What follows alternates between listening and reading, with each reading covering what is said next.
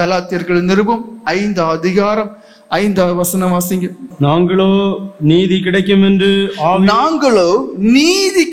என்று ஆவியை கொண்டு எங்களுடைய பலனை கொண்டு விசுவாசத்தினால் நம்பிக்கையோட காத்திருக்கிறோம். விசுவாசத்தினால் நம்பிக்கையோட காத்திருக்கிறோம். நம்பிக்கை வேணும், விசுவாசம் வேணும். அந்த காத்திருக்கும் போது அடி மனசுல கிடைக்குமோ கிடைக்காதுன்னு இல்ல. எப்படி? நான் உழைத்திருக்கிறேன், கூலி நிச்சயம். எப்படி? நான் உழைத்திருக்கிறேன், கூலி நிச்சயம். நான் உழைத்திருக்கிறேன், கூலி நிச்சயம். அது எப்பேற்பட்ட எஜமானாலும் சரி, எப்பேற்பட்ட எஜமாட்டியானாலும் சரி. ஆனால் என்னுடைய தேவன் நீதிமானான எஜமான், நீதிமானான எஜமானா இருக்கிறதுனாலே அவர்கள் ஒருவேளை ஏமாற்றலாம், அநேகர் ஏமாற்றுகிறார்கள். ஆனால் என் தேவன் நீதிமான், அவர் நீதிபரர், அவர் சத்தியபரர். அதனாலே நான் அவரை நோக்கி உழைக்கும் போது, என்னுடைய காரியங்களுக்காக பிரயாசப்படும் போது, மற்ற எஜமானும் மற்ற எஜமாட்டியும் ஒருவேளை ஏமாற்றலாம். ஆனால் நம்முடைய தேவன் ஒரு காலம் ஏமாற்றக்கூடிய தேவன் அல்ல. அல்லேலூயா, அல்லேலூயா. அப்ப என்ன, நீதி கிடைக்கும் என்றதான அந்த ஒரு நம்பிக்கையும் விசுவாசம் இருக்கிற பலனை கொண்டு காத்திருக்கக்கூடியதான ஒரு அனுபவம் நமக்கு தேவை. தீர்க்கதரிசியின் புஸ்தகம் 7 அதிகாரம் 7 வசனம் வாசிங்க. அங்கே காத்திருக்கிறது பற்றி சொல்லப்பட்டிருக்கிறது. அதனுடைய முடிவில் அழகாக சொல்லப்பட்டு கேட்டருளுவார். வாசிங்க. நானோ என்றால் கர்த்தரை நோக்கி கொண்டு. எப்படி? பலரும் சொல்லலாம். இங்க என்ன சொல்லப்பட்டிருக்கு? நானோ என்றால் யாரும் என்னன்னு சொல்லிட்டு போட்டு, நானோ என்றால் கர்த்தரை நோக்கி கொண்டு என் ரட்சிப்பின் தேவனுக்கு காத்திருப்பேன். என் ரட்சிப்பின் தேவனுக்கு காத்திருப்பேன். யாரும் என்னவன்னு சொல்லிட்டு போட்டு, 1 வருஷமோ 2 வருஷம், அதெல்லாம் எனக்கு தெரியாது. நானோ வென்றால். ஏன் அந்த நானோ வென்றால்? அந்த நான்ல என்ன இருக்கு? இந்த மனுஷனுக்குள் தேவன் யார் என்கிறதான அறிவும், அவர் எப்படிப்பட்டவர் என்றதான உறுதியான விசுவாசம் இருக்கிறதுனாலே அவன் என்ன சொல்றான்? நானோ வென்றால்.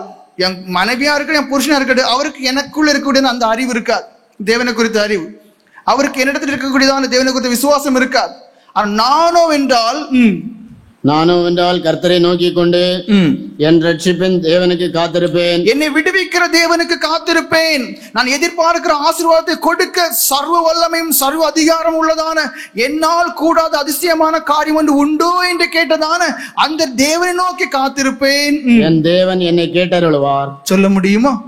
என் தேவன் அதிக நிச்சயமாக எனக்கு கேட்டருளுவார். நானோ என்றால் யாரும் என்னன்னு சொல்லிட்டு போங்க, எனக்கு இன்னைக்கு கிடைக்கலையா பரிகாசம் பண்ணிட்டு போங்க, நாளை கிடைக்கலையா பரிகாசம் பண்ணிட்டு போங்க, ஆனா நிச்சயம் உண்டு.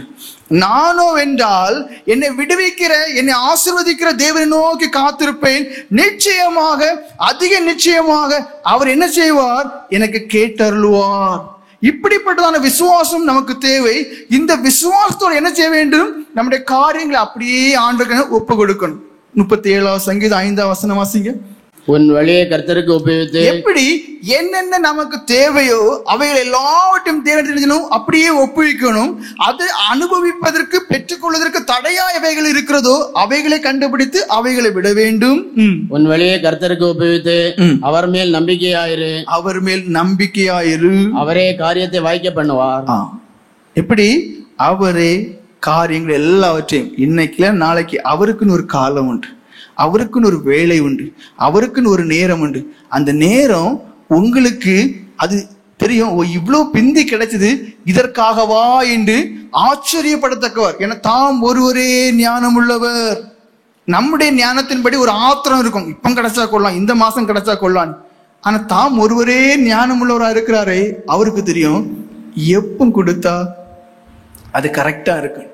நம்ம என்ன செய்யணும்? நம்முடைய வழிகள் எல்லாம் அவருக்கு ஒப்புவித்து அந்த நேரத்திற்காக காத்திருப்போமே ஆனால் நிச்சயமாக உண்டு.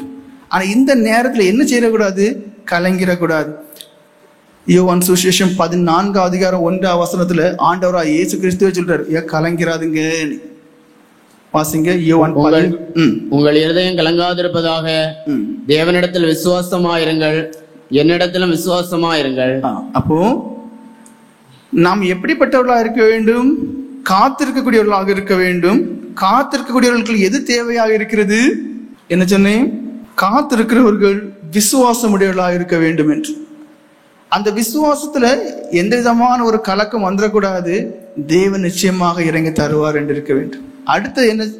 பொறுமை வேண்டும். விசுவாசத்தோடு சிலருக்கு விசுவாசம் இருக்கும், ஆனா பொறுமை இருக்காது. என்ன தேவை? பொறுமை தேவை. எபிரேயர் நிருபம் 6ஆம் அதிகாரம் 15ஆம் வசனம் ஒரு நபரை குறித்து சொல்லப்பட்டிருக்கு. எபிரேயர் 6:15 வாசிங்க. அந்தபடியே அவன் பொறுமையாய் காத்திருந்து. ஆபிரகாம் விசுவாசத்தின் தகப்பன். அந்த விசுவாசம் மாத்திரம் அவரிடத்துல இல்ல, அவரிடத்திலே காத்திருக்கிறதுக்கு தேவையான 2 குணங்களுமே இருந்தது. ஒன்று விசுவாசம் இருந்தது, இன்னொன்று பொறுமை இருந்தது. அநேகருக்குள்ள விசுவாசம் இருக்கும், ஆண்டவர் அதை செய்திடலாம் இதை செய்திடலாம், ஆனா பொறுமை இல்லாதனாலே அந்த விசுவாசத்தினாலே அதை அடைய முடியாதவர்கள் அநேகர் உண்டு. இங்கே விசுவாசத்தின் தகப்பனிடத்துல எதுவும் இருந்தது, பொறுமையும் இருந்தது. வாசிங்க. அந்தபடியே அவன் பொறுமையாய் காத்திருந்து. அந்தபடியே ஆபிரகாம் பொறுமையாய் காத்திருந்து வாக்குத்தத்தம் பண்ணப்பட்டதை பெற்றான். வாக்குத்தத்தம் பண்ணப்பட்டதை பெற்றான். அதாவது சரீரம் செத்து போச்சு. கிட்டத்தட்ட 40 வயசு. அதான் வேத ஆராய்ச்சியாளர்கள் கருத்து எப்படி 40 வருஷத்துல எல்லாம் அப்போ அவங்களுக்கு கல்யாண வாழ்க்கை இருந்திருக்கும். அப்போ 40 வயசுல இருந்து 75 வயசு வரைக்கும் குழந்தை பாக்கியம் இல்ல. 75வது வயசுல என்ன ஒரு வாக்கு கிடைக்குது, எப்படி? உன்னுடைய சந்ததிய கடற்கரை மணல் போல நான் ஆக்குவேன். ஈசாக்குங்க பேருக்கு அர்த்தம் தெரியுமா? அதுக்கு அர்த்தம் என்ன தெரியுமா? நகைப்பு. அப்படின்னா ஆண்டவர் இந்த காரியங்களை சொல்லும் போது எப்படி நம்ம ஒரு ஆளை பத்தி நகைப்போம் தெரியுமா? கக்கன்னு சிரிப்போம் தெரியுமா? அது நக்கலா நகைப்பா சிரிப்போம் தெரியுமா?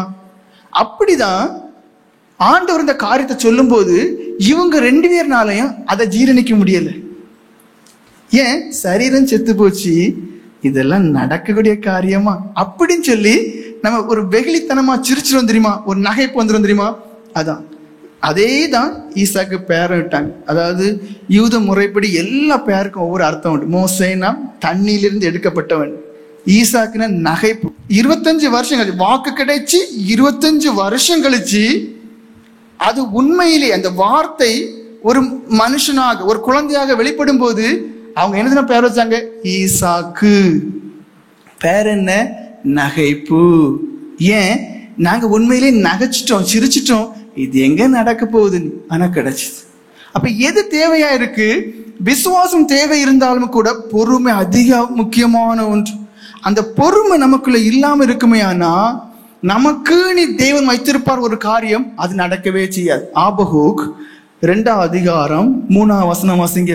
அதாவது நாம் நினைப்போம் நான் கேட்கிற காரியம் எனக்கு நடக்கவில்லை என்று, ஆனால் உங்களுக்கு அதை கொடுப்பதற்கென்று தேவன் ஒரு திட்டத்தை வைத்திருப்பார், ஒரு தரிசனத்தை வைத்திருப்பார், ஒரு நோக்கத்தை வைத்திருப்பார், அதற்கு ஒரு குறிப்பிட்ட காலத்தை வைத்திருப்பார். அந்த குறிப்பிட்ட காலம் நிச்சயமாக முடிவு வரும். அந்த தரிசனமும் உங்களை குறித்ததான தேவனுடைய திட்டமும் ஒரு காலமும் மாறாது. நம்ம நினைப்போம் அது பொய்யாய் விடுமோ என்று. வாசிங்க. குறித்த காலத்துக்கு தரிசனம் இன்னும் வைக்கப்பட்டிருக்கிறது. குறித்த காலத்துக்கு அது ஆபிரகாமை குறித்தான தரிசனம் வைக்கப்பட்டிருந்தது. குறித்த காலத்துக்கு யோசேப்பை குறித்தான தரிசனம் வைக்கப்பட்டிருந்தது. குறித்த காலத்திற்கு தாவீதை குறித்தான தரிசனம் வைக்கப்பட்டிருந்தது. அது அதிலே சம்பந்தப்பட்ட ஆட்களுக்கு தான் அதை குறித்து தெரியவில்லை. குழம்பினார்கள், கலங்கினார்கள், திகைத்தார்கள், சில சம்பவங்கள் நடக்குமா என்று நகைத்தார்கள்.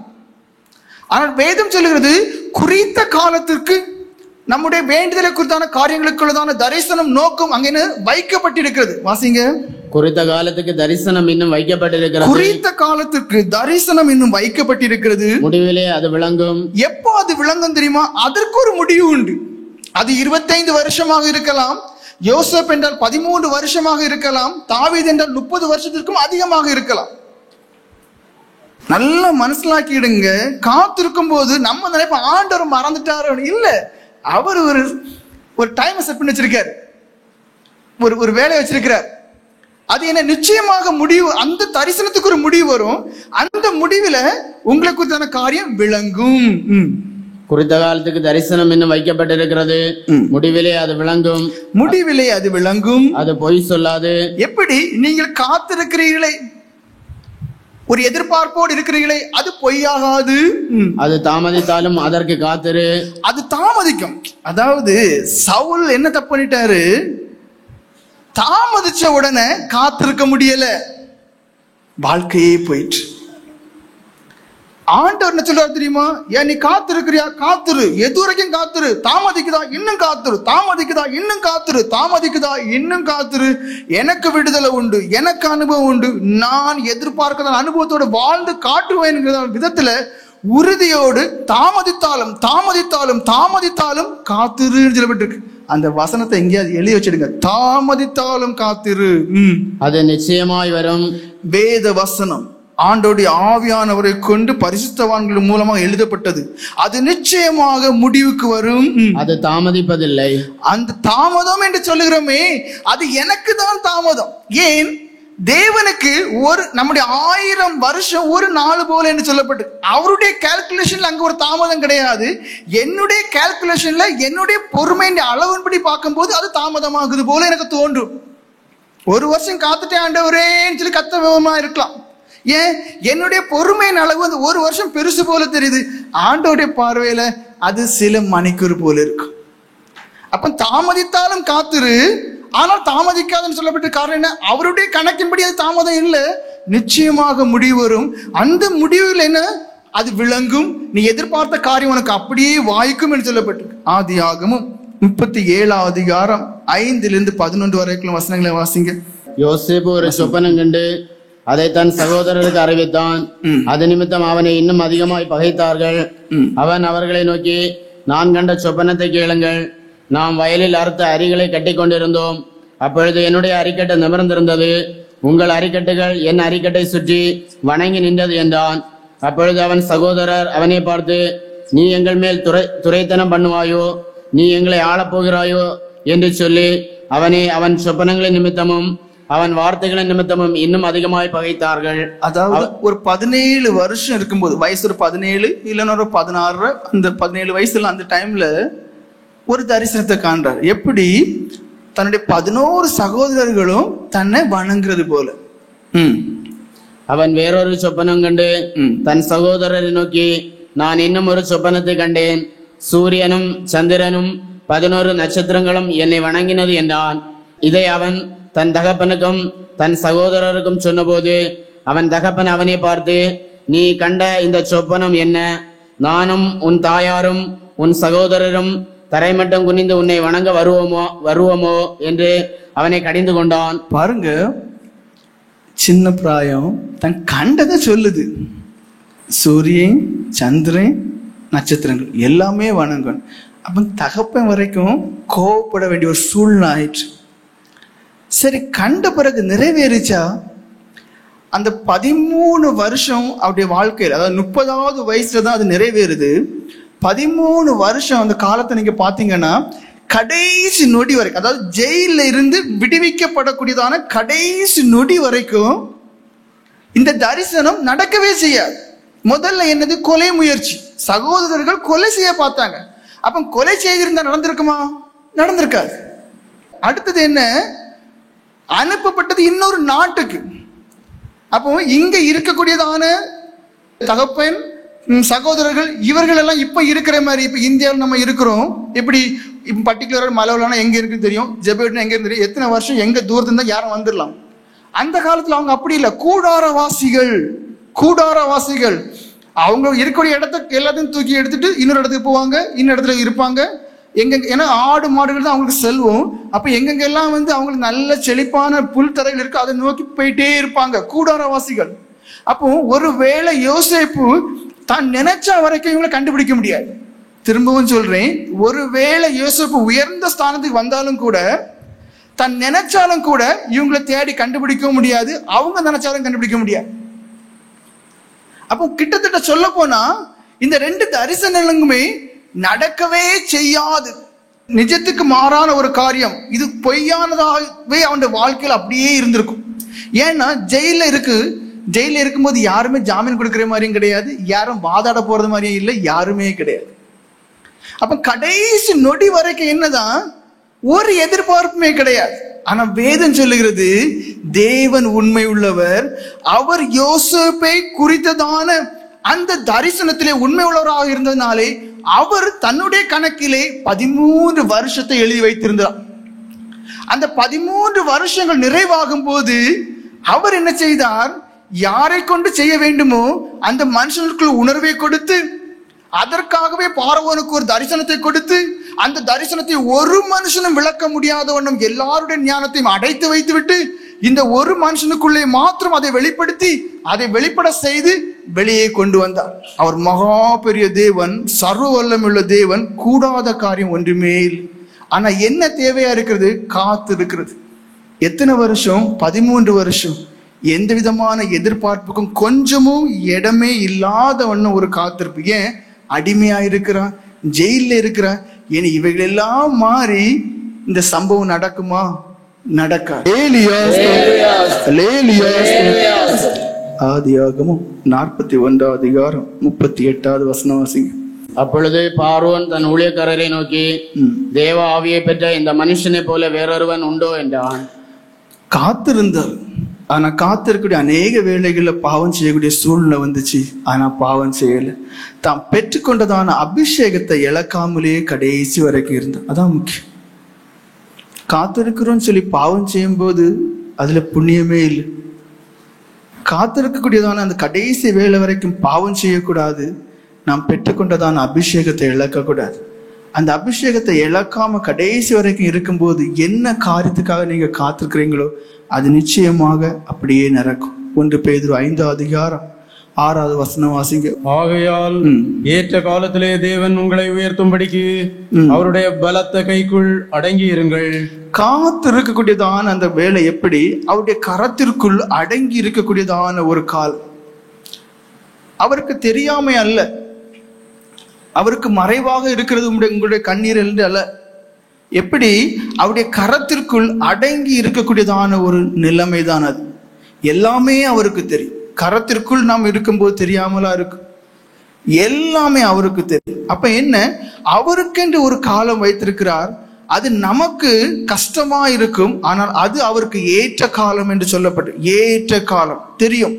இந்த நேரத்துல இதை செய்தா, இந்த நேரத்துல இதை வாய்க்க பண்ணலாம், இந்த நேரம் இது நடந்துச்சுன்னா அதுதான் அவனுக்கு நல்லது, அவளுக்கு நல்லது. ஒருவேளை நமக்கு அது கஷ்டமா இருக்கும், ஆனால் தேவனுக்கு ஒரு காலம் வைத்திருக்கார், ஏற்ற காலம். அந்த ஏற்ற காலத்திலே அதை செய்வார். நாம் என்ன செய்யணும்? அவருடைய கரத்திற்குள் பொறுமையாய் அடங்கி இருக்க வேண்டும். 1 சாமுவேல் 24 அதிகாரம் 17-20 வரைக்குள்ள வசனங்களை வாசிங்க. தாவீதை பார்த்து, நீ என்னை பார்க்கலாம் நீதிமான், நீ எனக்கு நன்மை செய்தாய், நானோ உனக்கு தீமை செய்தேன். நீ எனக்கு நன்மை செய்ததை என்று விளங்க பண்ணினாய்.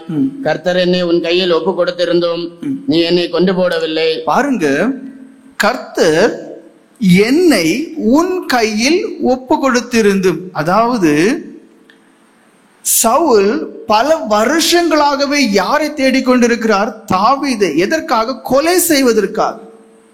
இங்க ஒரு சந்தர்ப்பம் வருகிறது, சவுல் தாவீது கையிலே மாட்டுது. கூட இருக்கிறவங்க எல்லாம் சொல்றாங்க, இதுதான் சரியான வேலை, ஆண்டவரே உம்முடைய கையில சவுலை ஒப்பு கொடுக்கிறார், நீர் கொல்லும், கொன்றால் நீர் ராஜாவாகலாம், ராஜாவாகுவதற்கு உண்மை தேவன் முன்குறித்திருக்கிறாரே என்று.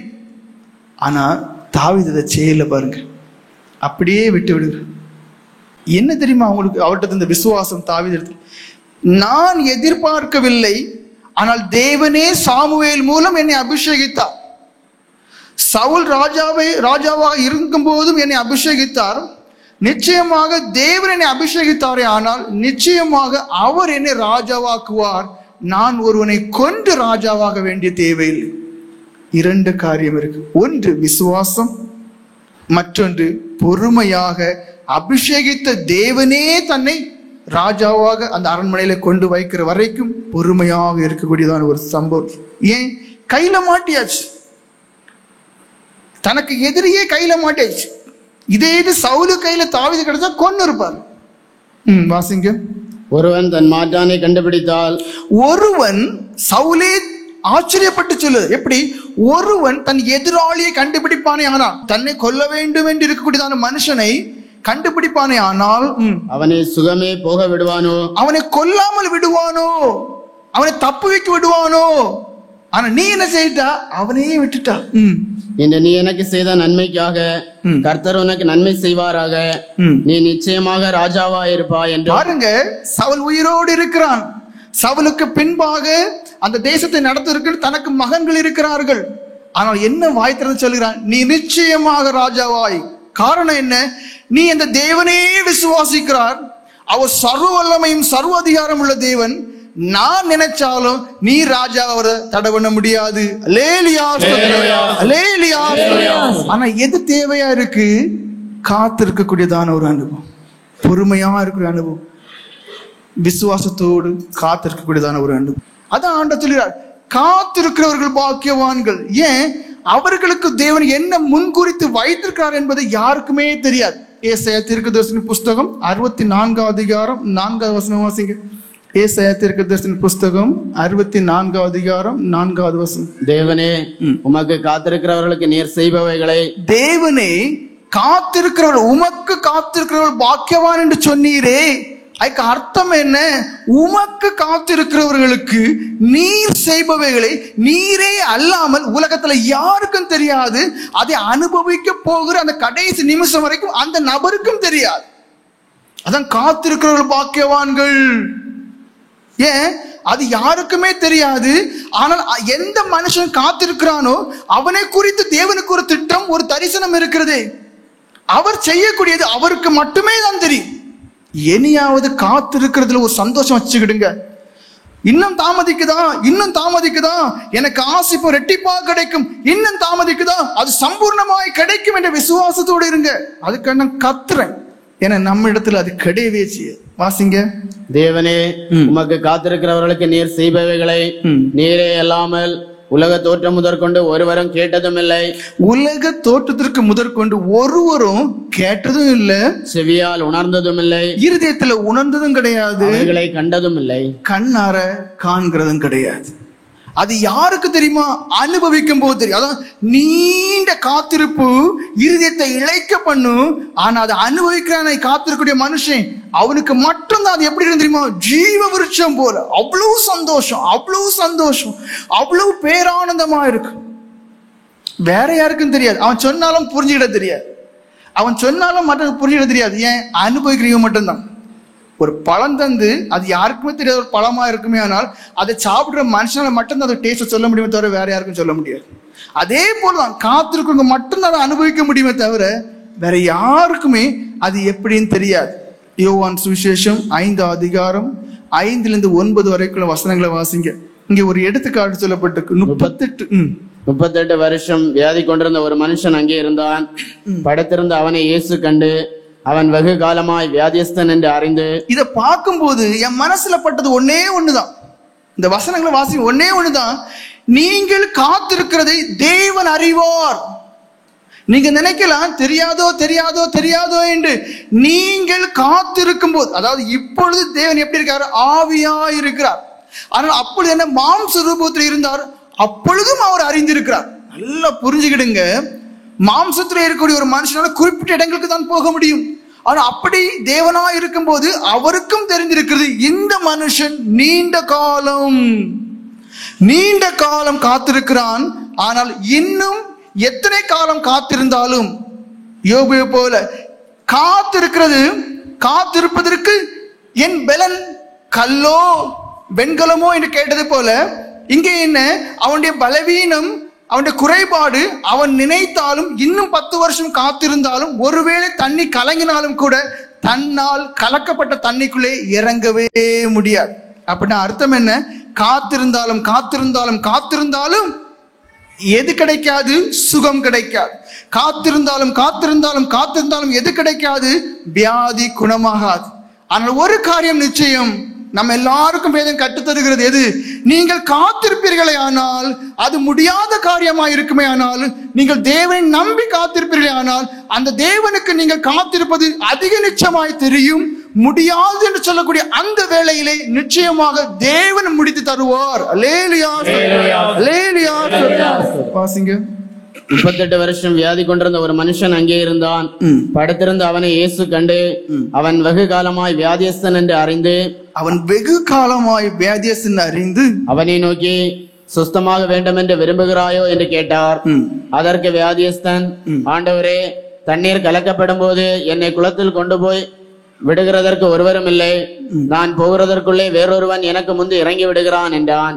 இயேசு அவனை நோக்கி, எழுந்திரு, உன் படுக்கையை எடுத்துக்கொண்டு நட என்றார்.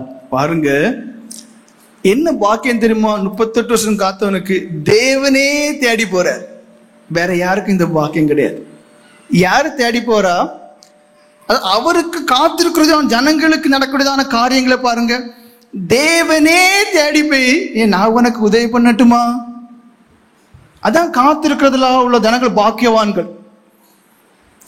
ஏன் தண்ணி கலங்கல? காத்திருக்கிறவர்கள் பாக்கியவான்கள். காத்திருக்கிறவர்களுக்கு நடக்கிறதான காரியங்களை உலகம் காணவே செய்யல, காது கொடுத்து கேட்கவே இல்லை, கண்ணால காணவே இல்லைன்னு சொல்லப்படும். காரணம் என்ன? தண்ணி கலங்கல. தண்ணி தேவதூதனால் கலக்கப்படல, ஆனா கிரியை நடக்குது. அப்போ தேவனுடைய பார்வையில இந்த 38 வருஷம் காத்த மனுஷன் எவ்வளவு விசேஷமானவன்.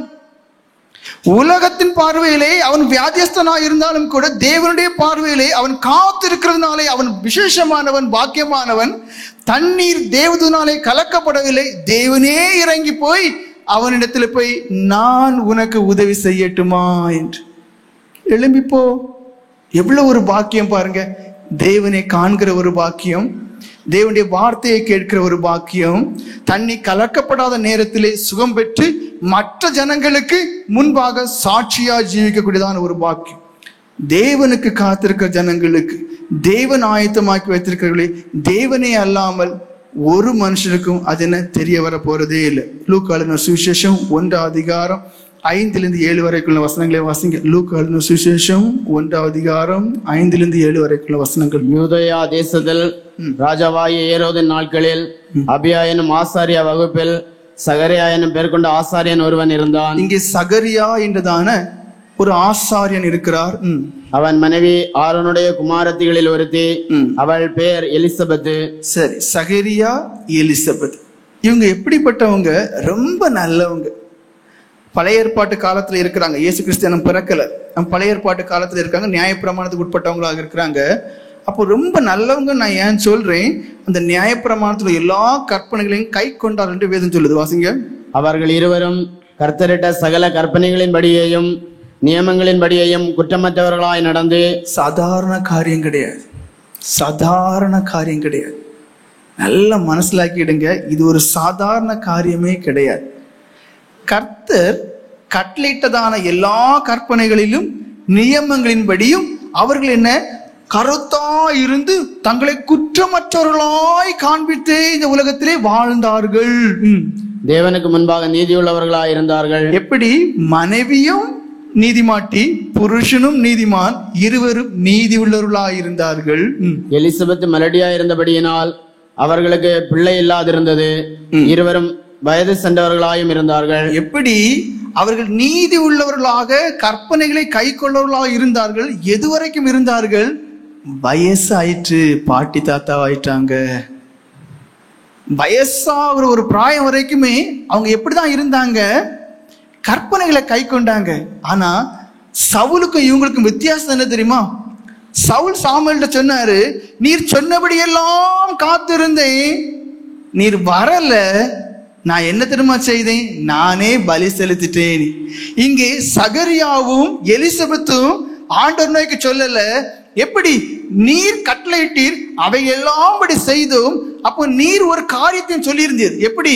இப்படி எல்லா கற்பனைகளையும் செய்வீர்களே ஆனால் உங்களுக்கு பிள்ளை பாக்கியம் கிடைக்கும் என்றும் வேதத்தில் சொல்லப்பட்டிருக்கு. அதை நீர் செய்யவில்லையே என்று முறையிடவில்லை. உபாகமும் 28 அதிகாரம் 1-4 வரைக்குள்ள வசனங்களை வாசிங்க. தாமதித்தாலும் காத்திரு என்று வேதம் சொல்லுகிறது. ஆனால் தேவனுடைய கணக்கிலே அது தாமதம் இல்லை. நல்ல மனசிலாக்கிடுங்க. ஒவ்வொரு வசனத்துக்கும் அவ்வளவு அர்த்தம், ஆழம் இருக்கிறது. வேதம் என்ன சொல்கிறது? தாமதித்தாலும் காத்திரு என்று. அது உங்களுடைய கணக்கில் தான் தாமதிக்கிறது மாதிரி இருக்கும். எனக்கு என்ன வயசாயிற்று, எனக்கும் வயசாயிற்று, என் புருஷனுக்கும் வயசாயிற்று. ஆனா தேவன் என்ன சொல்கிறார்? தாமதிப்பதில்லை. எது தாமதிப்பதில்லை? உங்களை குறித்தான தீர்மானம், திட்டம். இன்று நான் உனக்கு விதைக்கிற உன் தேவனாய கர்த்தருடைய கட்டளையின்படி எல்லாம் செய்ய நீ கவனமாய் இருக்கும்படிக்கு அவர் சத்தத்திற்கு உண்மையாய் செவி கொடுப்பாயானால் உன் தேவனாய கர்த்தர் பூமியில் உள்ள சகல ஜாதிகளிலும் உன்னை மேன்மையாக வைப்பார். நீ உன் தேவனாய கர்த்தரின் சத்தத்துக்கு செவி கொடுக்கும் போது இப்பொழுது சொல்லப்படும் ஆசீர்வாதங்கள் எல்லாம் உன்மேல் வந்து உனக்கு பலிக்கும். அதாவது என்ன சொல்லப்பட்டிருக்கு? என்னுடைய சத்தத்திற்கு, என்னுடைய கற்பனைகளுக்கு, என்னுடைய நியமங்களுக்கு, என்னுடைய சட்ட திட்டங்களுக்கு இவை எல்லாவற்றையும் நீ சரியாக கடைபிடிப்பாய் ஆனால் பொய் உரையாத தேவன் தான் சொல்லுகிறார், இவைகள் எல்லாம் உனக்கு கிடைக்கும். வேதத்தினுடைய எல்லாவற்றையும் அர்த்தம் உண்டு. அதை அப்படியே எடுத்து பாருங்க, அதுக்கு அர்த்தம் உண்டு, அவ்வளவு சந்தோஷம் உண்டு. உங்களுக்கு நூறத்தினை கொடுக்கிறவராகவே இருக்கிறார். இங்க என்ன சொல்லப்பட்டிருக்கு? நீ ஏன் கற்பனைகளை கை கொள்ளுவே ஆனால் நீ யாரா வந்திருப்போ, நீ மலடியா இருந்திருப்போ, உனக்கு ஆசீர்வாதம் உண்டு. இங்க அதான் சொல்லப்பட்டிருக்கு. நீ பட்டணத்திலும் ஆசீர்வதிக்கப்பட்டிருப்பாய், வெளியிலும் ஆசீர்வதிக்கப்பட்டிருப்பாய். உன் கர்ப்பத்தின் கனியும் உன் நிலத்தின் கனியும் உன் மாடுகளின் பெருக்கமும் உன் ஆடுகளின் மந்தைகளும் ஆகிய உன் மிருக ஜீவன்களின் பலனும் ஆசீர்வதிக்கப்பட்டிருக்கும். 4வது வசனத்தை மறுபடியும் வாசிங்க. உன் கர்ப்பத்தின் கனியும். பாருங்கள், உன் கற்பத்தின் கனியும். அப்போ இங்கே சகரியா எலிசபெத் என்றதான தம்பதியார் வயதாகிவிட்டது, இன்னும் எல்லா கற்பனையும் கை கொள்கிறார்கள். தாமதிக்குது தாமதிக்குது தாமதிக்குது தாமதித்து கொண்டே போகுது. என்ன கிடைக்கல? பிள்ளை கிடைக்கல. ஆனா ஆண்டவரிடத்தை முறுமுறுக்கல. காரணம் என்ன? குறித்த காலத்திற்கு என்று தரிசனம் வைக்கப்பட்டிருக்கிறது. என்ன தரிசனம்? உனக்கு ஒரு குழந்தையை கொடுப்பேன், அவர் யாருக்கு முன்பாக போவார், இந்த உலகத்திற்கு என்று எத்தனையோ ஜனங்கள் காத்து கொண்டிருக்கிறாரே. மெஸ்ஸியா எப்பொழுது வருவார், அந்த மேசியா எப்பொழுது வருவார், அந்த இரட்சகர் எப்பொழுது வருவார் என்று இருக்கிறார்களே. அவருக்கு முன்பாக அவருக்கென்று பாதையை செவ்வாய்ப்படுத்த ஒரு நபர் தேவை. அந்த மனுஷனை, அந்த குழந்தையை உன் வயிற்றிலிருந்து பிறக்க செய்வேன், அதனாலே உனக்கு இவ்வளவு தாமதம். நம்ம நினைப்போம், ஏண்டவரே தாமதிக்க. அதான் வேதம் சொல்லுது, ஏற்ற காலத்திலே உங்களுக்கு செய்யும்படியாக அவருடைய கைக்குள் அடங்கிருங்க. அடங்கி இருந்தாங்க, முறுமுறுக்கல. நாங்க எல்லா கற்பனையும் கை கொள்கிறோமே. வேதம் என்ன சொல்லுகிறது? எனக்கு குழந்தை கிடைக்கும் என்று தானே சொல்லுகிறது. அப்படியானால் உங்களுடைய வேதம் பொய்யாகுதே என்று சொல்லவே இல்லை. தாமதித்தாலும் காத்திருந்தார்கள். நம்ம எல்லாருக்கும் எடுத்துக்காட்டாக முதியோர்கள், வயது சென்றவர்களா இருக்கிறார்கள். ஆனா என்ன, கற்பனைகளெல்லாம் கை கொண்ட பிறகும் தாமதிக்குது தாமதிக்குது தாமதித்து கொண்டே போகுது. காத்திருக்கிறார்கள் காத்திருக்கிறார்கள் காத்து கொண்டே இருக்கிறார்கள். என்ன சந்தோஷம் தெரியுமா? லூக்கா சுவிசேஷம் 1:13-16 வரைக்கும் வாசிங்க. தூதன் அவனை நோக்கி, சகரியாவே பயப்படாதே, உன் வேண்டுதல் கேட்கப்பட்டது. உன் மனைவியாகிய எலிசபெத் உனக்கு ஒரு குமாரனை பெறுவாள், அவனுக்கு யோவான் என்று பெயரிடுவாயாக. பாருங்க, காத்திருக்கிறவர்களுக்கு தேவனே உண்மை அல்லாமல் யாருக்கும் தெரியவே செய்யாது. அது என்ன பாக்கியம்னு பாருங்க. பிறக்கிறதுக்கு முன்னாடி பேராண்டர் கொடுத்துட்டார். பிறக்கிறதுக்கு என்ன கொடுத்தாரு? பேரை கொடுத்துட்டாரு. எப்படி? உனக்கு ஒரு குழந்தை பிறக்கும், அவனுக்கு யோவான் பேர் விட்டுரு, உனக்கு சந்தோஷமும் மகிழ்ச்சியும் உண்டாகும். இங்க எப்படிப்பட்ட குழந்தை கிடைக்குமா? காத்து காத்து உன் பிள்ளைய பற்றிய கவலையே உனக்கு தேவையில்லை. ஆனா காத்து காத்து காத்து காத்து கடைசி ஆண்டர் கொடுக்கிறாரு. நான் பாரு, உன் பிள்ளைய பற்றி உனக்கு கவலையே கிடையாது. எவ்வளவு பாக்கியம் பாருங்க. அவன் என்ன தெரியுமா செய்வான்? உனக்கு சந்தோஷம் தருவான், அநேகருக்கும் சந்தோஷம் கொடுப்பான். அல்லேலூயா அல்லேலூயா. வாசிங்க. உனக்கு சந்தோஷமும் மகிழ்ச்சியும் உண்டாகும். உனக்கு சந்தோஷமும் மகிழ்ச்சியும் உண்டு. எனக்கு இப்படி ஒரு குழந்தை கிடைச்சிருக்கேன். அவன் பிறப்பு நிமித்தம் அநேகர் சந்தோஷப்படுவார்கள். அவன் நிமித்தம் அநேக சந்தோஷப்படுவார்கள். அவன் கர்த்தருக்கு முன்பாக பெரியவனாயிருப்பான். திராட்சரசமும் மதுவும் குடியான். தன் தாயின் வயிற்றில் இருக்கும் போது பரிசுத்த ஆவியினால் நிரப்பப்பட்டிருப்பான். இங்க எப்படி? பிறக்கும் போதே அது என்ன, தேவனுடைய ஆவினால நிறைஞ்சிருக்கு. அந்த பிள்ளைக்கு பரிசுத்தத்துக்கு மாறா எதுவுமே தெரியாது. காத்திருக்கிறதுனால அவர் ஆசீர்வாதத்தை பாருங்க, இருதயத்துல வச்சுக்கிடுங்க. தைரியமா காத்திருங்க ஆண்டவருக்கு என்று. நிச்சயமாக நீங்கள் கேட்ட காரியம் நடக்கும். வாசிங்க. அவன் இஸ்ரவேல் சந்ததியாரில் அநேகரை அவர்கள் தேவனாகிய கர்த்தரிடத்திற்கு திருப்புவான். பாருங்க, அப்போ காத்திருக்கிறவர்களுக்கு தேவன் எவ்வளவு ஆசீர்வாதத்தை வைத்திருக்கிறார் என்று தெளிவாய் சொல்லப்பட்டு. இனி ஒரு காரியம் நமக்கே தெரியும். எப்படி? அண்ணாளுடைய வாழ்க்கையை பொறுத்து. எப்படி? தனக்கு குழந்தை கிடையாது, புருஷனுடைய இன்னொரு மனைவி அதிகமா துன்புறுத்தினான் இருக்குது. வேதம் என்ன சொல்லுது? மனம் கசந்து அழுதாள் என்று சொல்லப்பட்டிருக்கிறது. ஒரு குழந்தை கிடைக்குமையானால் நான் அந்த குழந்தை உமக்கென்று ஒப்பு கொடுப்பேன்னு சொன்னால் ஆண்டவர் அந்த ஜெபத்தை கேட்டு என்ன அதாவது வேதம் தெளிவா சொல்லுது. வேணா ஒருக்க வாசித்துருவோம். 1 சாமுவேல் 5:6 வசனத்தை வாசிங்க. 1 சாமுவேல் 1:5-6 அங்க என்ன சொல்லப்பட்டிருக்கு? கர்த்தர் அந்த கற்பத்தை அடைத்தார் என்று சொல்லப்பட்டிருக்கு. அந்நாளை சிநேகித்தபடியினால் அவளுக்கு இரட்டிப்பான பங்கு கொடுப்பான். கர்த்தரோ அவள் கற்பத்தை அடைத்திருந்தார். கர்த்தர் அவள் கற்பத்தை அடைத்தபடியினால் அவளுடைய சக்களத்தை அவள் துக்கப்படும்படியாக அவளை மிக ஒரு காரியம் தான் நீங்க மனசிலாக்கணும். எப்படி? கர்த்தர் கற்பத்தை அடைத்தார் என்று சொல்லப்பட்டிருக்கு. ஆனா அந்த தேவனையே மூவ் பண்ணக்கூடிய சக்தி எதுக்கு இருக்குன்னா காத்திருக்கக்கூடிய ஜெபத்துக்கு இருக்கு. திரும்பவும் சொல்லி தேவனே தரமாட்டேன்னு சொல்லி தடை பண்றாரு. அந்த தேவனையே நீர் திறந்துதான் ஆகணும், நீர் தந்துதான் ஆகணும் நிர்பந்திக்கக்கூடிய ஒரு வல்லமை எதுக்கு இருக்கு தெரியுமா? காத்திருக்கிறதுக்கு. புரிஞ்சுக்கிடுங்க. தேவன் அடைத்தார் என்று இருக்கு. எப்படி திறந்தார்? காத்திருந்தார். ஆண்டவரே நீர் தந்துதான் ஆகணும். 10-11 வசனங்களை வாசிங்க. அங்க என்ன சொல்லப்பட்டிருக்கு? அந்த தேவன் தரத்தக்கவாறு பொருத்தனை பண்ணுகிறார். உறுதியான ஒரு பொருத்தனை. அந்த தேவனுடைய இருதயமே உருகத்தக்கவாறு, அந்த தேவனுடைய இருதயமே இழகத்தக்கவாறு, அந்த தேவனுடைய இருதயமே ஐயோ நான் அடைத்து விட்டேனே, கற்பத்தை அடைத்து விட்டேன்னு சொல்லத்தக்கவாறு எது மூவ் பண்றது? அவள் மனம் கசந்து அழுதாள் என்று சொல்லப்பட்டு. காத்திருக்கும் என்ன தேவை? இருதயம் உடைஞ்சி எனக்கு நீர் இறங்கிதான் ஆகணும் என்று, அதாவது பரலோக ராஜ்யம் பலவந்தம் பண்ணுகிறவர்களுக்கு என்று சொல்லப்பட்டிருக்கு. இங்க என்ன செய்ய வேண்டும்? காத்திருக்கும் போது அந்த தேவனை பலவந்தம் பண்ணுகிறவர்களாக எனக்கு இறங்கிதான் ஆகணும், தந்துதான் ஆகணும் சொல்லி பலவந்தம் பண்ணி பாருங்க. அடைச்ச தேவனுக்கு அதை இன்னும் அடைச்சிட்டே இருக்க முடியல. அவர் என்ன தெரியுமா செய்தாரு? 1 கொடுக்கல, மொத்தத்துல 6 கொடுத்தார். வாசிங்க.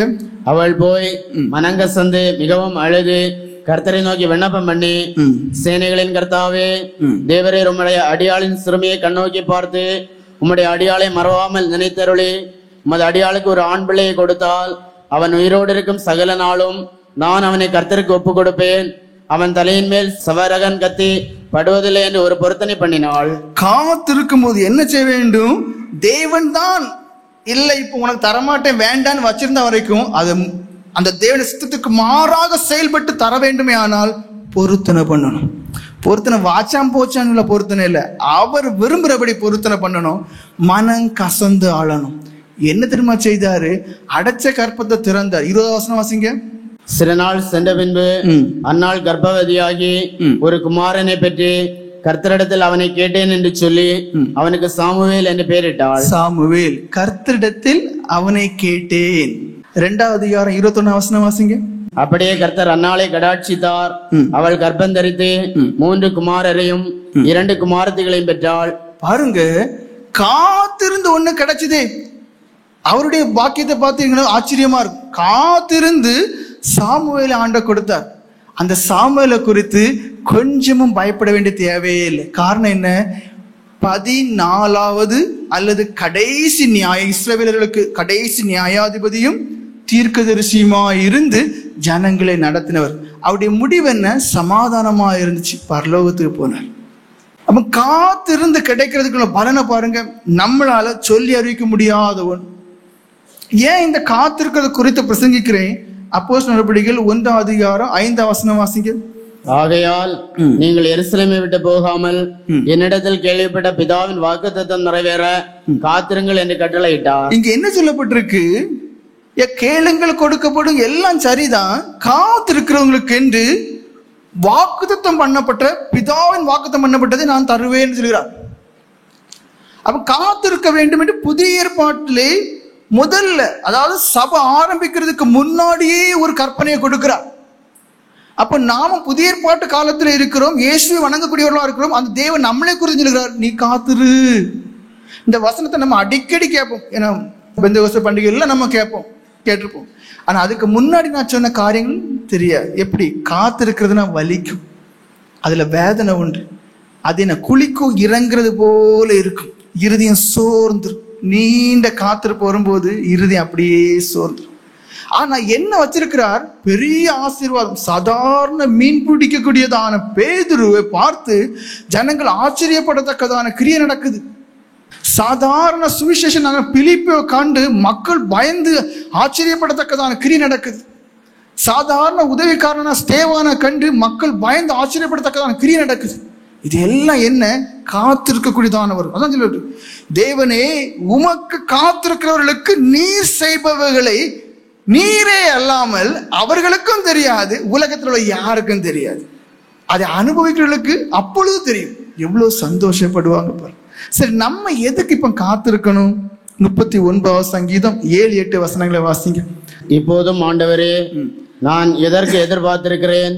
நீரே என் நம்பிக்கை. என் மீறுதல்கள் எல்லாவற்றிலும் இருந்து என்னை விடுதலையாக்கும். என் மீறுதல்கள் எல்லாவற்றிலும் இருந்து என்னை விடுதலையாக்கும். மறுபடியும் வாசிங்க அந்த வசனங்களை. இப்போதும் ஆண்டவரே, நான் எதற்கு எதிர்பார்த்திருக்கிறேன்? போதும். இப்பொழுதும் ஆண்டவரே, நான் எதற்கு எதிர்பார்க்கிறேன்? நம்முடைய எதிர்பார்ப்பு எதற்காக இருக்க தெரியுமா? பாவமற்ற ஒரு வாழ்க்கைக்காக நாம் என்ன செய்ய வேண்டும்? காத்திருந்து அந்த தேவனை நோக்கி ஜெபிக்க வேண்டும். 2 பேதுரு 1:3 வாசிங்க. 2 பேதுரு 1:3 அங்க என்ன சொல்லப்பட்டிருக்கு? நாம் எதற்கு காத்திருக்கணும்? தேவ பக்தியா இந்த உலகத்திலே வாழ்வதற்கான கிருபைக்காக, அவருடைய ஜீவனை பெற்று ஜீவனால் நிறைக்கப்பட்டவர்களாக வாழ்வதற்காக. வாசிங்கள். தம்முடைய மகிமையினாலும் காருண்யத்தினாலும் நம்மை அழைத்தவரை அறிகிற அறிவினாலே ஜீவனுக்கும் தேவ பக்திக்கும் வேண்டிய யாவற்றையும் அவருடைய திவ்ய வல்லமையானது நமக்கு தந்தருளினதும் என்று. இங்க என்ன சொல்லப்பட்டிருக்கு? தேவன் ரட்சிக்கப்பட்டதான ஜனங்களுக்கு தந்த அருளினார் என்று சொல்லப்பட்டிருக்கு. வேதம் பொய்யாக. ஆனா எத்தனை பேர் அனுபவிக்கிறோம்? இல்ல.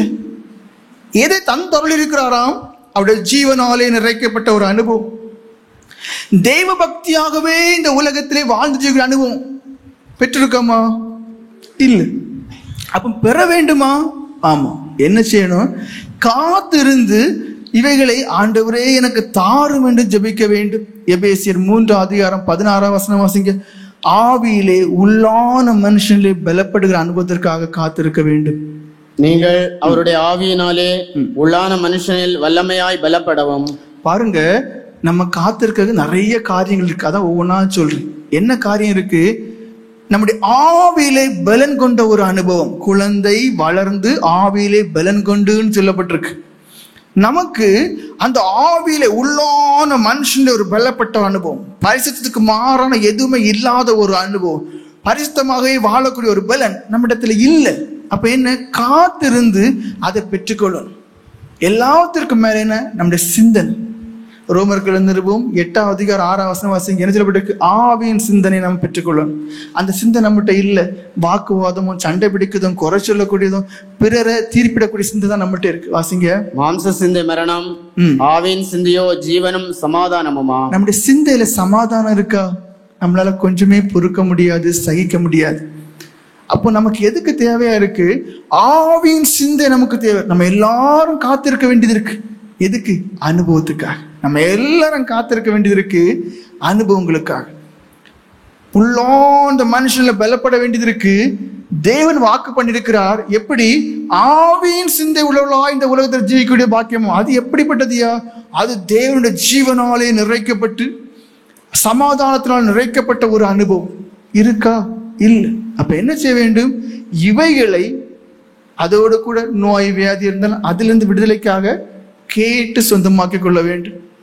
எப்படி? காத்திருக்கிறவர்கள் பாக்கியவான் என்று சொல்லப்பட்டிருக்கிறது. நீங்கள் காத்திருக்கும் போது உங்களுக்கு தக்க வேளையிலே உங்களுக்கு உதவுவதற்காக அவரும் இன்னொரு புறத்திலே காத்திருக்கிறார். அவர் உங்கள் மீது மனதுருகி கொண்டே இருக்கிறார். எப்பொழுது செய்ய வேண்டும், எப்பொழுது செய்ய வேண்டும் என்றால் நீதிபரராக இருக்கிற தேவன் ஒரு நேரத்தை அவருக்கு வைத்திருக்கிறார். அது வரைக்கும் பொறுமையோடு மனதுருக்கத்தோடு இருக்கிறார். அந்த வேலை வரும்போது குறிப்பிட்ட காலத்துக்கு என்று தரிசனம் வைக்கப்பட்டிருக்கிறது. அது பொய்யுறாது. தாமதித்தாலும் காத்திரு, தாமதிக்காது என்று சொல்லப்பட்டிருக்கு. முடிவிலே என்ன செய்யுமாம்? அது விளங்கும். அப்ப என்ன செய்யணும்?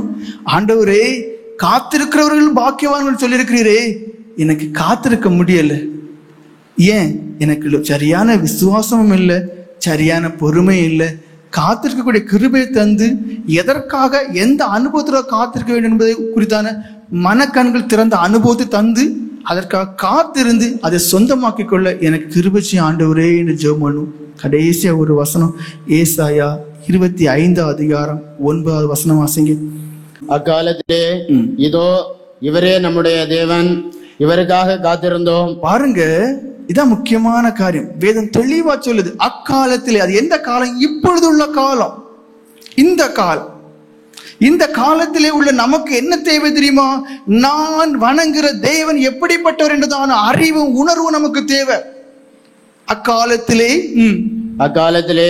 இதோ இவரே நம்முடைய தேவன், இயேசு கிறிஸ்துவே நம்முடைய தேவன். அவர் சர்வத்திற்கு மேலான தேவன். அவரால் எல்லாம் கூடும். இவருக்காக காத்திருந்தோம். இவருக்காக காத்திருந்தோம். இவர் நம்மை ரட்சிப்பார். அவர் பாவங்களில் இருந்து நம்மை விடுவிக்கக்கூடியவர். இயேசு என்ற நாமம், இயேசு என்று பெயரிடுவாயாக. ஜனங்களை பாவத்தை நீக்கி விடுவிக்கக்கூடியவர். இருளின் அதிகாரத்திலிருந்து விடுதலை கொடுக்கக்கூடியவர். அந்தகார கட்டுகளிலிருந்து விடுதலை கொடுக்கக்கூடியவர். பாவ அடிமைத்தனத்திலிருந்து விடுதலை கொடுக்கக்கூடியவர். சாபத்தின் கயிறுகளின் நுகத்தை முறிக்கக்கூடியவர்.